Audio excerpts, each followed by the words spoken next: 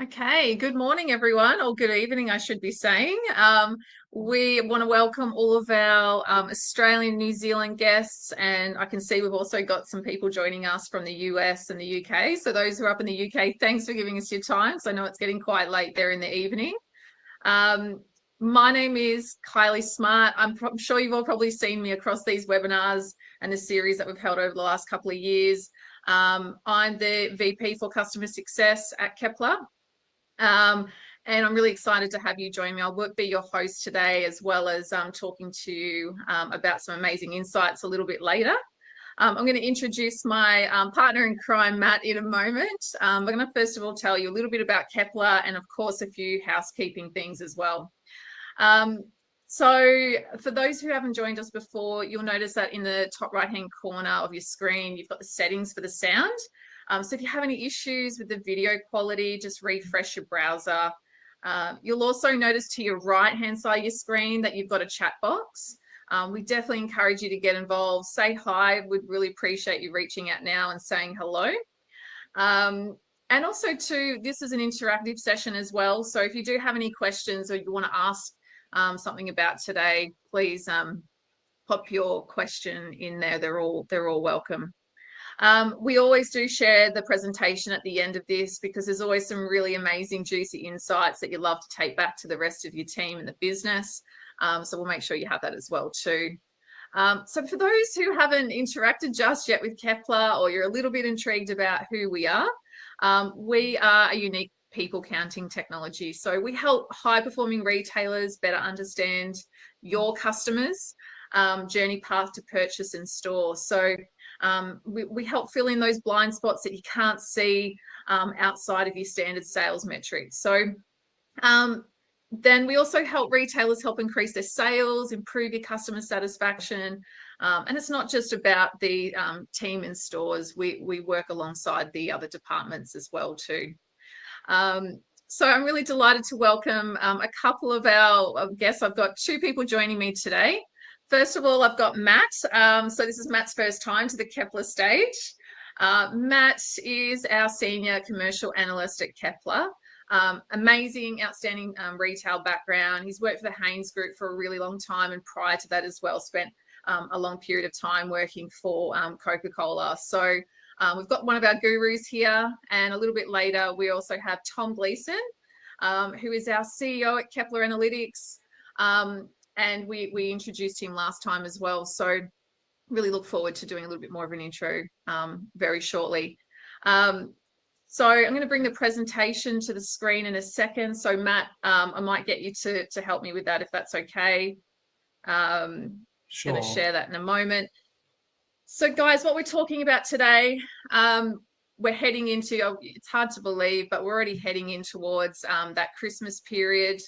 I can't believe that we're already there. I feel like I blink and we get to the holiday season. So what's on retailers' mind at the moment, of course, is Black Friday and beyond. And this is our grand final. So everyone's been doing their warm-ups in pre-season in the lead up to the event so that we nail it and have a successful Christmas. So that's what today's about. So we're going to be talking about Black Friday traffic expected to disappoint. So I'm going to tell you a little bit more about that and what does that mean for you and your business. Retailers must be tuned into the timing of evolving shopping behavior. And also learn about what high performing retailers are doing this season. So strap in, hope you're excited, and I'm sure you've got your coffee or maybe a glass of wine with you, depending on where you are in the world. And I'm going to hand it over now to Matt. Okay, thanks for the intro there, Kylie. Really excited to be here, everybody. I won't take up any extra time for intros, but really excited to be sharing on behalf of Kepler Analytics all these insights in relation to this, what Kylie refers and the Kepler Group referred to as the grand final for retail here. So I'll jump straight into it. The first section here we just go through. There is the annual Black Friday bonanza may not materialize for 2023. So I'll cover off this first section of the deck.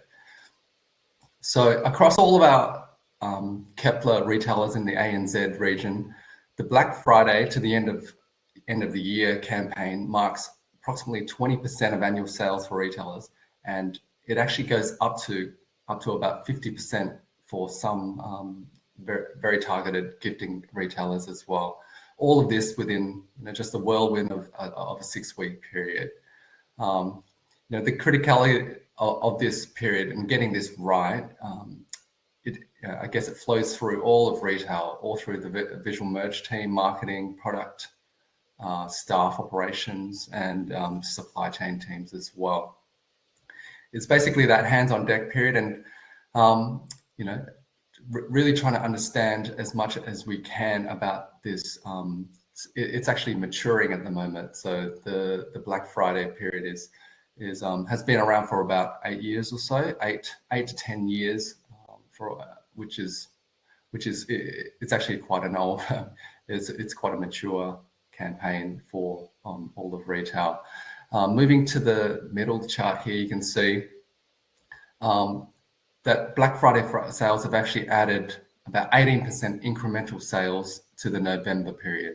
That equates to approximately $2 billion worth of discretionary retail spend in the sector in Australia alone.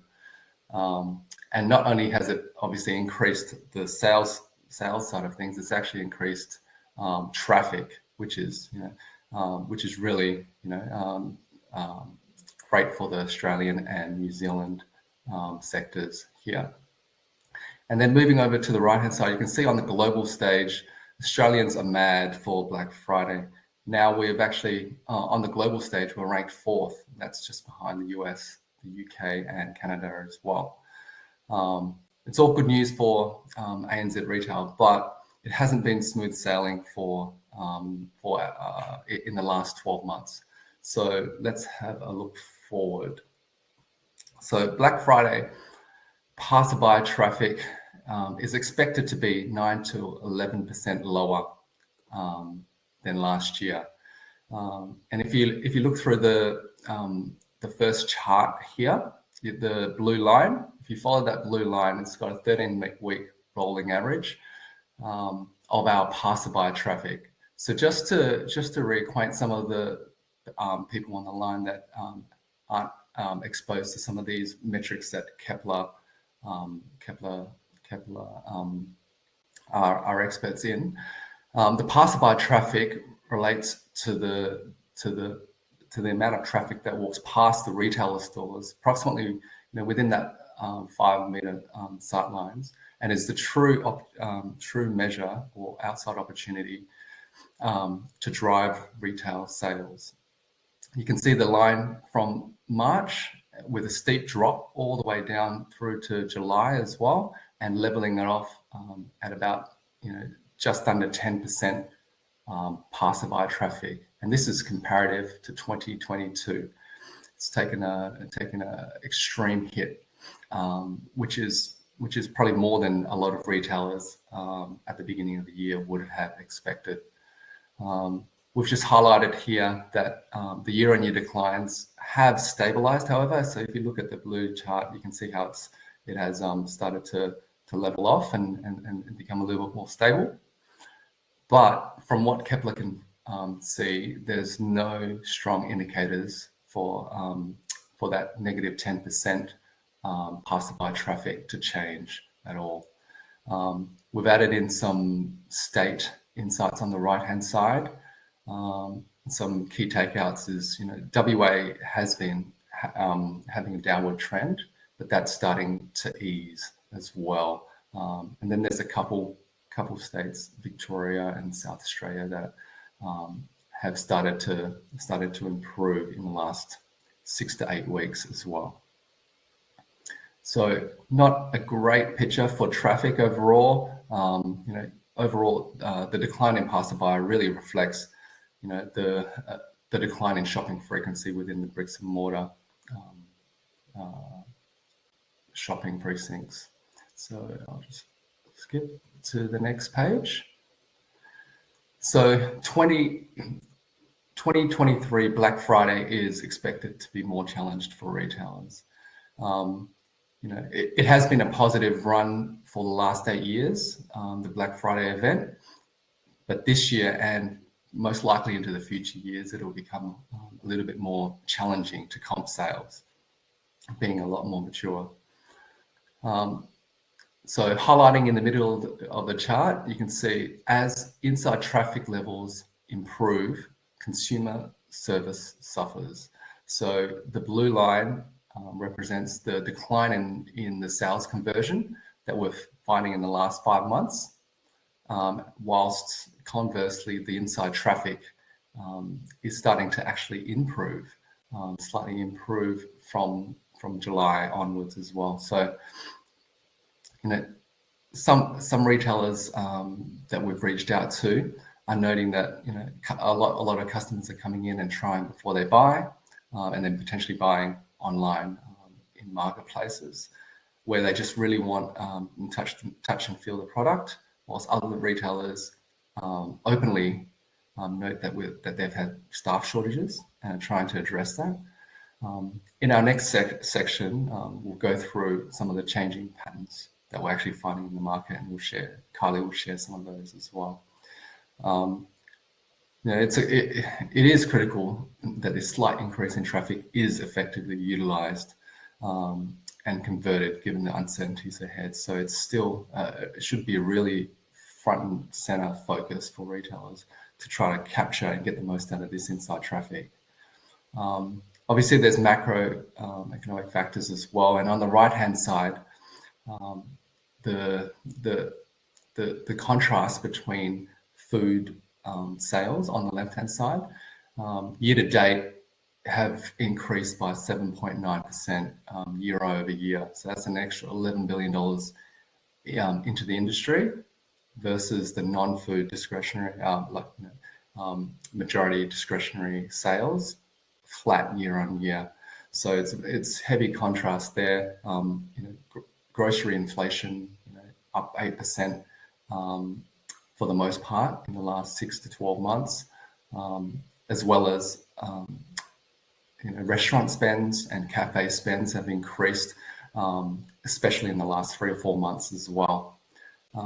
We noted in our last webinar that international travel levels will start to normalize probably early 2024, and that there is a clear link there between international travel increased in outings and restaurant and cafe spends as well, but that likely won't change until early 2024.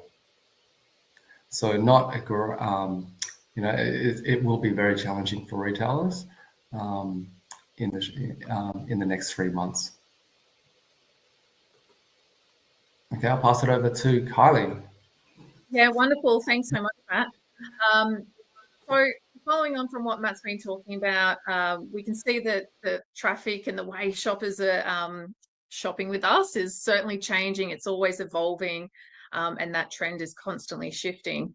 So what I'm going to talk to you about is what patterns are changing, diving into that a little bit further, and what are 4 things that businesses should be doing heading into this period. So consumer patterns have changed across the precincts in particular. And where we talked about in previous times, 12 months ago, I was up here and we were talking about where CBD locations and outlets really took a hit. So they took a hit in terms of the volume of traffic that was going to those locations, as well as, of course, the sales directly impacted. So we've actually seen CBD and outlets now return back. They're performing a little bit more strongly. And you can see that that's now flipped in terms of that year-on-year comparison and how they're performing in terms of sales and traffic. So talking to the CBD locations in particular, diving into further what we've seen happening is that they may be top of traffic and seeing that return, better performance year on year. but the sales conversion still appears to be low on weekends, and especially the Thursday night still being somewhat of a non-event in stores as well.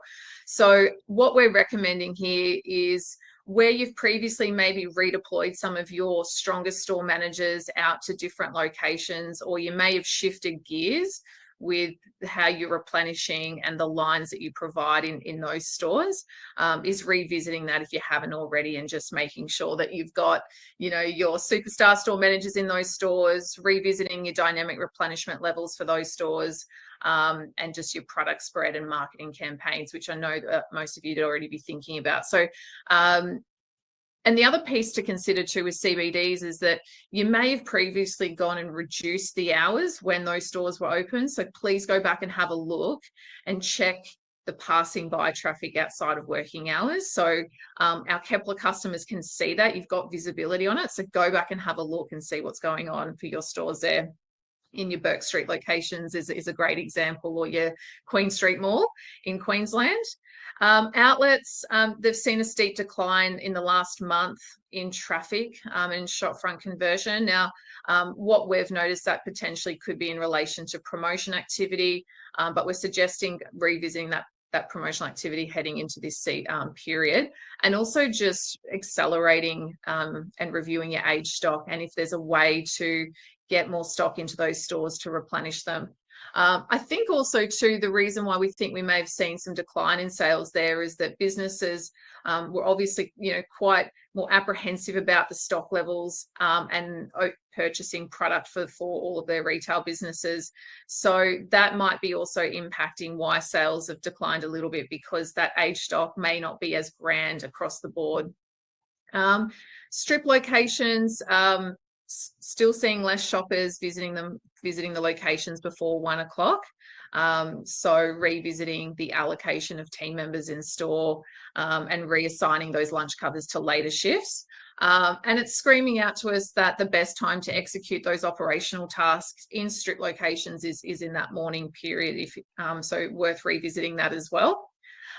Metro superstores, they've seen a surge in traffic in September. And especially on weekends and as well. So in turn though, the opportunity though is in the converting those customers. So whilst they're returning back into those locations, it's not necessarily turning into a transaction. So if they're coming back into store and they're not transacting, what does that mean? What we're suggesting is just revisiting those resources on the weekend. What's the product knowledge and skill set level of those team members, and have they actually got the ability to transact, or sorry, engage with the customer and support them through that customer journey in store. And of course, just making sure that operational workload throughout the weekend is really dialed back so that it's all hands on deck. With stock replenishment on the shop floor and being available for those customers when they come in. Interesting with regional centre locations. So we've seen a 4-month sales conversion to continued decline, especially between Monday to Wednesday, 9 a.m. to 12 p.m. and also across that lunchtime period on a Thursday. So look, it's worth reviewing and looking at whether or not you need to eliminate those stock levels in those stores and dial back the stock allocation so you can redeploy it into some of your CBD areas and metro locations. And also just revisiting the quality of team member and the product knowledge. So one of the things to consider is, obviously most businesses are quite cost conscious at the moment. So when's the last time that those regional locations had a visit from the leadership team, or using other virtual ways to get a really good sense of what's going on inside those stores, as they're a little bit harder to reach for the senior leadership teams as well. And finally, the metro centres, long-term passerby and inside traffic has deteriorated. So what we're suggesting there is really just collaborating with the landlords around how they're supporting with driving traffic. What we've noticed in particular in metro super centres as well as the metro centres is that although they're doing a great job with bringing the customers into the food areas of the centre, what are they doing to create theatre and support the businesses with creating that theatre outside all of the retail stores? So that's definitely one to be thinking about and partnering with the landlords as well.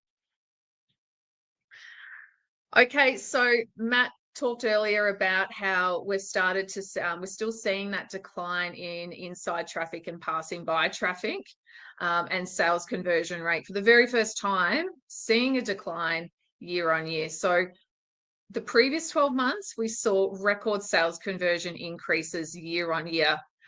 Businesses were celebrating because the sales conversion rates were at an all-time high.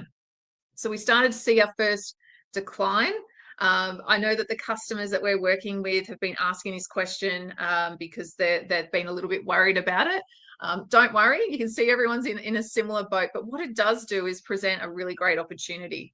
So we know that the customers are present in store, and if they're not transacting right then and there, where are they transacting? So look, we know that they're transacting everywhere at any time. And what that means is if they're transacting anywhere, anytime, we know that it's either whether it's click and collect, ship from store, are they shopping from a competitor online in store and they're coming in to try and feel the product. So our team more than ever really need to be ready to support that customer in that store. I'm going to talk a little bit more in a second about that. So ship to me volume. So what we've seen across our customer basis across the Kepler retail index, which is made up of 1,800 retail stores across Australia and New Zealand, is that ship to me sales can actually equate to 30% of the store's daily sales, and 50% of that and 50% of the sales can also be contributed to click and collect sales. So that's quite a large volume.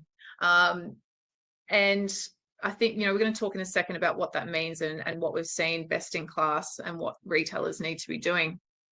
So we talked about timing being critical to capture the opportunities. I know that at the start of the year or even prior to planning for your grand final, you'd be sitting in your leadership team having a think about where do we think we're going to pull the lever in our marketing activity, when are we going to start our Christmas team, what product do we need and when, and where do we think that distribution of traffic is going to hit our stores so that we're ready.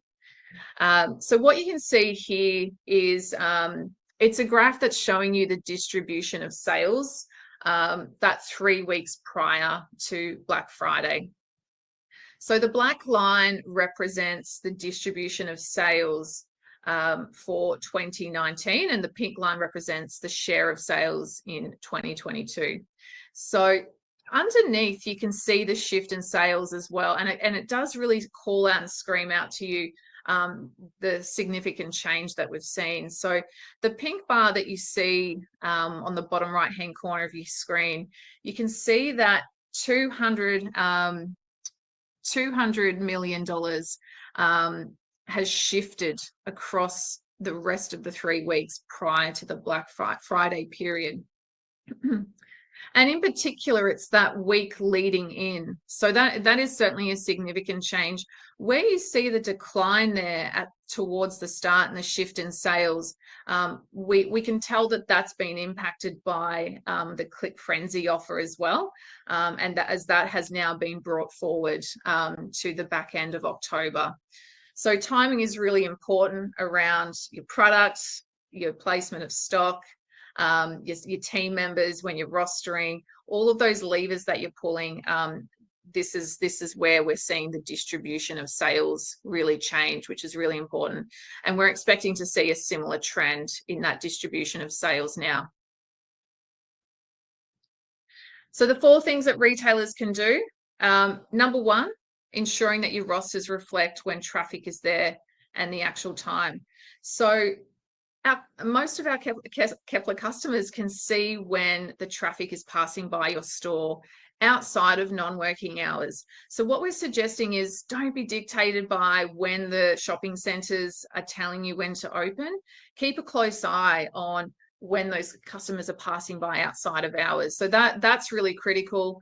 The other one is, of course, is rostering to traffic. So Matt showed earlier that we're expecting to see about a 10% continued decline in inside traffic and passing by traffic year on year.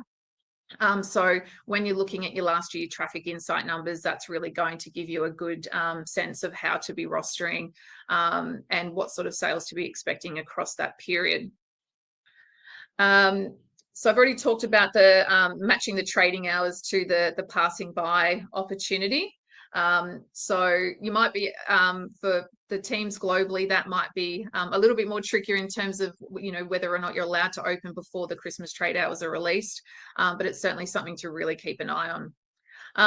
Now, in terms of the omni-channel, maximize the omni-channel in stores, and also just really revisit the transactive capacity inside the stores. So not only are you thinking or considering about the team's ability to engage and connect with the customer in store, but they've also got the customers that they're still serving online. So whether or not that's the click and collect sales, ship to me. So you really need to be considering side by side, how many customers are they serving in store, and then also who are they serving online. So that's something to consider as well. And then finally, all year you start as soon as you get to January and February, you're starting to already reflect and think about how did we go at Christmas and what's our playbook for the next Black Friday and Christmas and holiday season. So what we suggest that you do is all of the great work and plans that you've put in place for this period is to use your traffic insights to validate and test, did that marketing campaign work? Was the timing right of when we introduced it? Did when we started our Christmas casuals, was that the right time to start them? So use your traffic insights to measure that, so that when you're looking at next year's playbook, that you can actually start to validate did or did not it work. And one final thing that I forgot to mention, just talking about the timing and shift of traffic now being brought forward, is thinking about when do your Christmas team or holiday team start? Have you got the right dates aligned for when that traffic is going here? Because we know that's been brought forward. So just consider whether or not that their start times, start dates align with when we expect to see the traffic in stores arrive. So I'm now going to bring on Tom Gleeson to the stage, who is our CEO at Kepler Analytics, and he's going to take you through the rest of the presentation.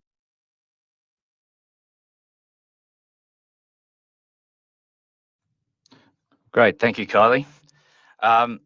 Okay, so following on from where Kylie was there on the 4 things that matter, I'm going to continue a little on the omni-channel theme there.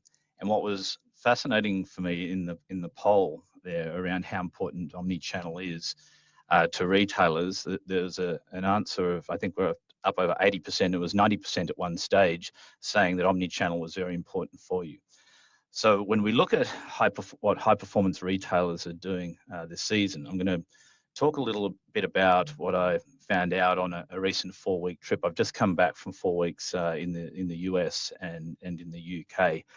And the themes from that trip, where I was talking to both our customers and a number of other retailers as well, is that omni-channel is becoming increasingly important. But what that has highlighted, as more retailers are thinking about omni-channel as a way to grow their business, is the glaring asymmetry between the data available to those in the online channel versus bricks and mortar. And there's a growing realization amongst retailers all over the world, I think, that they need to level up the data and analytics that they have in the bricks and mortar stores if they're going to be successful in omni-channel. So what does that actually look like when we talk about increasing the level of understanding in bricks and mortar retail? Now, what we find is that high performance retailers understand the full journey of the customer to and through the store. Now, a number of you are already familiar with the interior analytics that Kepler offers, and also the passerby traffic. The observant amongst you will notice that right on the front of that funnel there's a new metric that we're calling nearby traffic. And I'll talk more about nearby traffic soon and what that means for, in particular, marketing teams, as we're finding, beyond just retail and store operations, other teams such as property teams, marketing, merch, etc., are all clamoring for more information and more insight as to what's happening in bricks and mortar stores. Now, if we dive into these a little bit further, firstly, let's have a look at the exterior metrics. Now, nearby traffic is a new metric that we're exploring at Kepler, and we hope to introduce it either later this year or early next year. And really, the way to think about this particular metric is it's really the catchment, the entire catchment area for your store. It's very much focused at marketing teams and is the bricks and mortar equivalent of impressions on a website. If you think about your storefront as a billboard, then nearby traffic should capture anybody who is able to see that billboard that you have. And what it enables you to do is to be able to benchmark the traffic around your store with those around other stores as well. So this has been born out of some work we've done recently in the United States on exterior traffic as well, where there's an increasing interest from marketing teams in understanding what's happening in bricks and mortar as well, and testing their ability in marketing campaigns to draw traffic towards their stores. Now, passerby traffic is also familiar to a number of you that are also Kepler customers. But for those who aren't, the passerby traffic is where we calibrate either 3 meters out the front of the store to the edge of the pavement, or 5 meters out to the middle of the mall traffic that you can consider traffic that's actually passing by your store.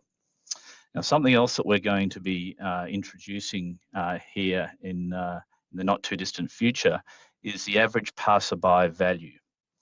Now, the average passerby value, we know in Australia over most of the year that the average value of somebody walking past your store is $1.70. However, that increases over 40% to $2.40 during the Black Friday and holiday period. Right? So if you're not making the most of the passerby traffic that's coming past, you're literally watching money walking past your door. So passerby traffic and nearby traffic are becoming increasingly important for marketing teams, merch, understanding the effectiveness of your windows, and driving that shopfront conversion.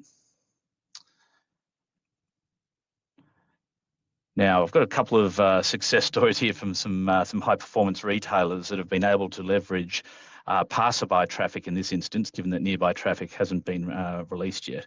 But there's two here, a luxury retailer who increased their shopfront conversion by 14%, and which is really an incredible stat, because if you think about your internal store conversion being at a particular level, whether that be 20, 30%, if the traffic that you convert from outside is really the magnifying effect on your sales for a given sales conversion rate within your store. So a 14% increase in shopfront conversion through optimizing your windows and improved marketing is an incredible result. Conversely, the exterior traffic also enables you to understand the performance of your leases as well. So along with average passerby value, we can also determine the average passerby cost, which is the amount of passerby traffic that you have for the rent that you're paying. Now, as a result of that information, we have another global retailer customer who exited 9 underperforming leases by utilizing that traffic to understand the viability of their store locations.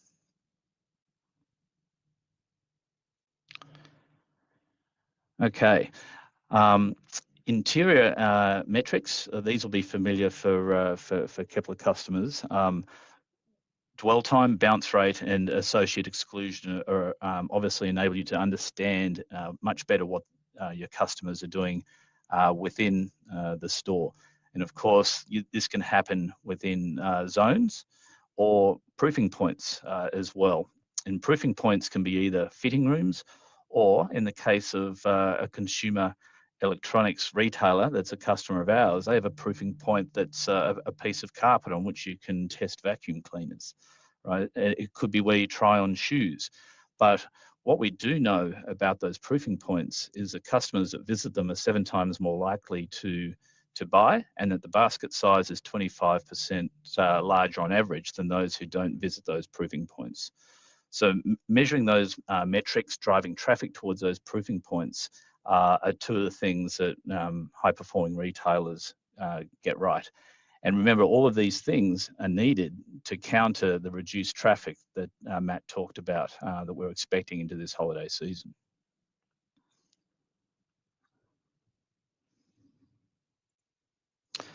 Okay, a couple more success stories here. A global skincare brand increased their sales conversion by over 30%, and they did that. Remember, Kylie talked about matching your rostering with traffic to capture both the upside and not overstaff on the underside.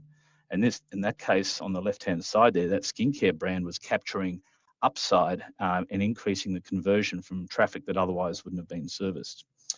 On the right-hand side there, a department store, when we did some analysis on their rostering to traffic, over 60% of their time was either understaffed or overstaffed. And by optimizing that, they achieved some incredible savings across the department store.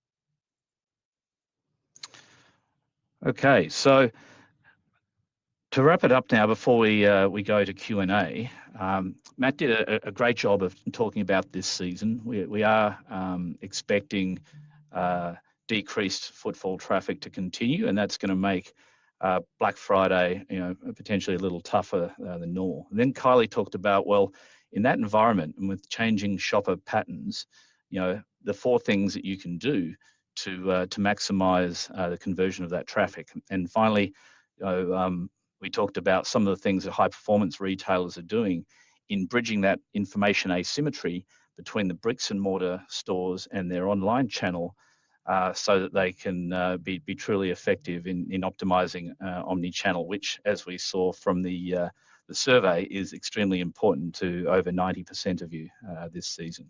So, okay, so I'll now invite Kylie and Matt back up onto the stage, and we can take questions from the audience. Thanks so much for that, Tom. Really, really, really insightful. So I think, if anyone's got any questions, please feel free to pop them into the chat. Really keen to hear everyone's feedback. I think also too, when we looked at the poll to see what everyone else's expectations were across the Black Friday trade through to Christmas, majority of the group think that they're going to see about flat performance or potentially up to -5% in sales. So that seems to be the general consensus across the board. So I hope everyone got a lot out of today. Please make sure you share it with your teams once we send this out to you afterwards. If there's no further questions, I can't see anything else coming through today. We really appreciate your time. Is there anything further from you, Tom or Matt, just about today? Well, I thought it was interesting, Kylie, that you just mentioned that a number of respondents thought that sales was going to be flat or maybe a little lower this year, despite traffic expecting to be about 10% lower. So that means, I'd be interested to hear how our audience is actually doing that, whether they're taking on board the 4 things that matter that you covered, or how else they're making up for that decreased footfall traffic with initiatives within their stores. Yeah, absolutely. I think that point around that customers are transacting anywhere at any time. So if they're coming in, they're not doing it inside the store, where or who are they shopping with? And if it's not with you, If it's not with you, then why? So I think that's going to be really important heading into that period.